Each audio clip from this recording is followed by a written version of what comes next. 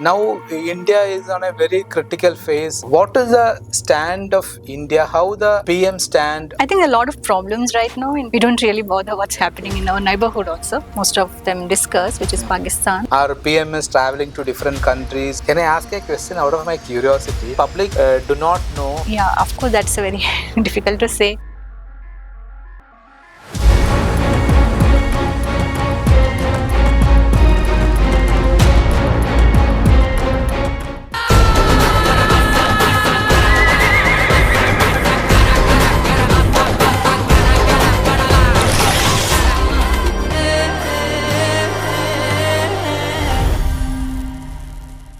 A very good afternoon to everybody and greetings from Nehru Group of Institutions.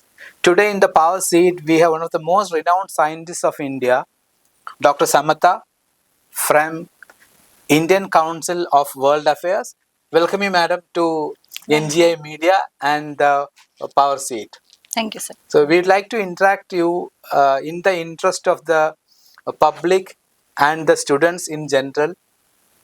That could you please tell us your journey in this Indian Council of World Affairs? Yeah, since the council focuses on India's foreign policy, we analyze the challenges, what are the strengths in India's foreign policy, and we write on the developments in India's neighborhood. So I particularly look at Sri Lanka, Maldives also, which are very very important for India in terms of security point of view, also in terms of maintaining India's strength in the Indian Ocean region.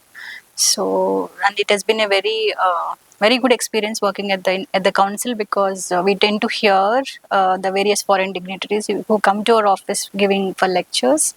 So we get to know the first hand their views on world affairs and their views on India's development story, and also the challenges that in general the world is facing at present. So yeah, my experience in the council has been very very good. And not only that, the council since also provides opportunity to travel within India and outside India too, to meet, to go to various colleges through our outreaches. And we also get to know the views of the young generation in various colleges and institutions, what exactly they are thinking about India's foreign policy, and what changes one can make and learn basically.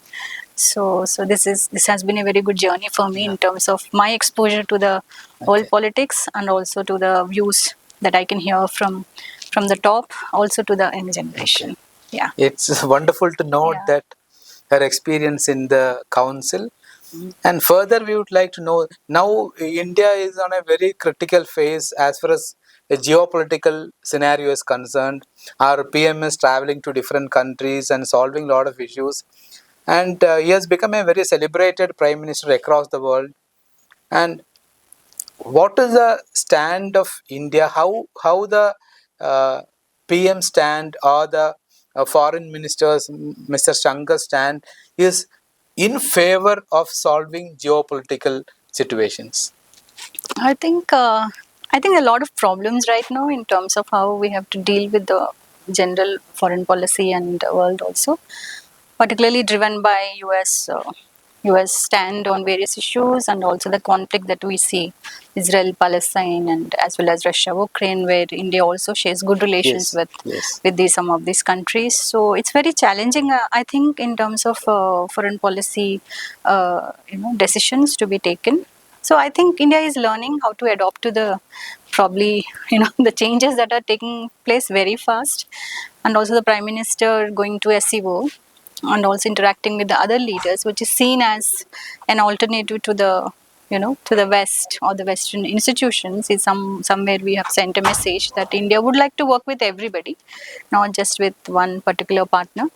So I think basically we're trying to balance it out somehow, and then manage and navigate whatever best suits for India's interest actually, and nothing which is going to be very tough in the coming near future. Okay, Yeah, that's very good. And this council, Indian Council of World Affairs, is not known to the youth or the public. Maybe it's a high-profile administrative structure. And the youth of today, their focus is something else. I don't know how many of the youth of this country watch the growth of India, their domestic growth, our international relations, and try to support the administration regardless to the politics. And what is your advice to the youth to look at India from a different perspective, a holistic perspective towards 2047? Yes, I think the first thing is to read the world news in newspapers. I think that will give a perspective of what's going on around us. And not just that, I think one has to understand even the employment opportunities or the education, everything depends on the country itself as well as the country's relations with other countries. I think it is very important that the youth also understands India's position on various issues, foreign policy in particular, so that they can actually make a decisions and knowledge. It's just not the employment opportunity, it's also about the knowledge about how where India is going and how we can place ourselves in the future. And yeah, I think it's yes, SWA is that's where we are trying to reach out to various institutions and colleges, particularly to the youth, so that to explain India's position on various issues also through various lectures too, and also listen from the youth too. So it's kind of it's an exercise which we are trying to do, and council has been very active in terms of reaching out to various institutions and across India, so that we can generate interest in India's foreign policy or in world politics in general, which is not generally in day-to-day life. So we don't really bother what's happening in our neighborhood also, which can impact us severely if we don't know what's happening there, particularly given the borders. I mean, it's not just one country that most of them discuss, which is Pakistan. There are other countries too, for instance, in India's neighborhood, and Southeast Asia is there. They're all very good trade partners for India. So these are I think one has to really observe and understand, which can, because now world is so interconnected, one cannot be not knowing what's happening, for instance, in our neighborhood or any just in extended neighborhood. We need to know so that decisions can be made accordingly. So that's my take on that. I think you will continue with this council for more years. Yes. And having said 2047 will become a developed nation, do you feel India is prepared for that? And if so, what should be the contribution of the youth of this country? I think we have within we have a lot of challenges. I think we need to address that first to become. And yes, we are going to be we are growing fast, but I think probably there are a lot of inequalities that one has to address, and also, and India is a country which is unique in terms of cultures and traditions and expectations from different states. I think it's going to be a real challenge to first grow within and then be an example for others, and that will, I think, will really help us in the future.